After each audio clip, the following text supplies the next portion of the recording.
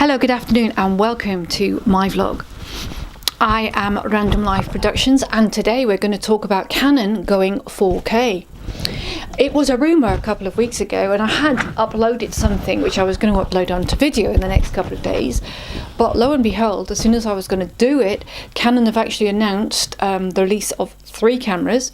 But today I'm just going to focus on the Canon M50, which is Canon's new mirrorless offering, which has 4K at 30 frames a second. Now all the research I'm doing here, all the research I got was from Kai W's vlog, and also I went onto the Canon website.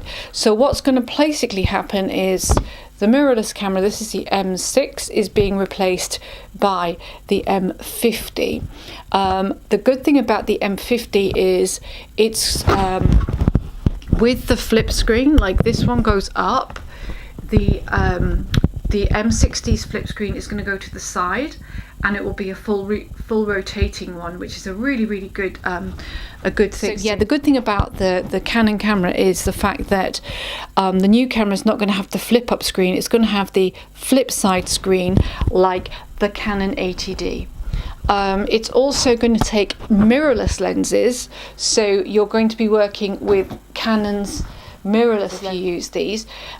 So I've got a couple of them. I've got the kit lens, which is the 15-45, and I've also got the Canon macro lens, which I really like filming with. So I've got the Canon macro lens, but also I have the Canon 24 millimeter lens, and this can also go with a camera extension, with a Canon camera extension onto the M6, and it's also so I've put the extender on with this nifty 50 lens, and then the back of this goes, that little extender there basically will go into the back of your camera. They've added an electronic viewfinder, which I think is pretty amazing. I'm really excited about the fact they've added the electronic viewfinder.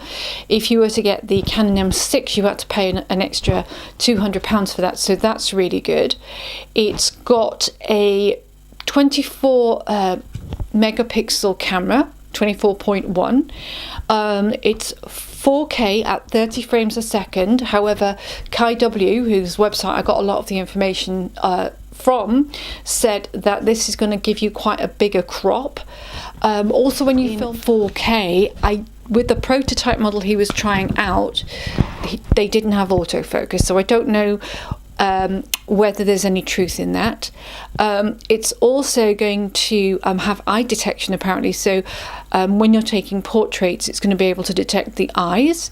The video is going to be UH4K. It films at 1080p at 60 frames a second, which is brilliant. It's got a super slow motion set in it. It's also got 4K time-lapse setting, which is pretty good. It's very angled, like I said before. If you use the viewfinder, you can also autofocus on the touchscreen, which is pretty cool. It's Wi-Fi, NFC and Bluetooth. You can use your phone as a remote control. It does 7.4 frames per second on autofocus, and it does 10 frames per second on focus locked. It also comes in silent mode, and it's got a new Digic 8 processing unit, supposed to work the 4K. Now there's a lot of information I've given you there. This camera is going to be retailing, I think it's about £600 or £700 with the kit lens, and about £550 without. So if you're on the market for a new mirrorless camera, I think as an entry-level Canon camera, I would suggest that if you haven't purchased your camera already, I would suggest that's going to be a good camera to start off with. However, the camera is not going to be released until April, so there are several things I would suggest that you look at the reviews, what's coming out, you look at the other Canon offerings that are coming out. If you're interested in a compact camera which is going to be a good value for money, I think this is a good entry-level camera where you can use interchangeable lenses. However, if you want to start on the DSLR market, there's going to be a couple more cameras. I think there's a new Canon Rebel camera come out, and an entry-level Canon camera come out as well, and they've all been going to be released around about April time. So those other offerings might be something that you would consider. Rumour has it also that the G7X Mark III may potentially be coming out now. I don't know the truth to that, and if you're in the search for a really good compact vlogging camera, I think the G7X as an entry-level point and shoot, jump and run and gun camera is actually a very, very good camera. I'm in a bit of a quandary now because I love the M6 camera, but I don't know whether I will be purchasing this camera. So anyway, I hope you enjoyed this today. Thank you ever so much for watching, and if you enjoyed, please like, comment and subscribe. Thank you again. Good night.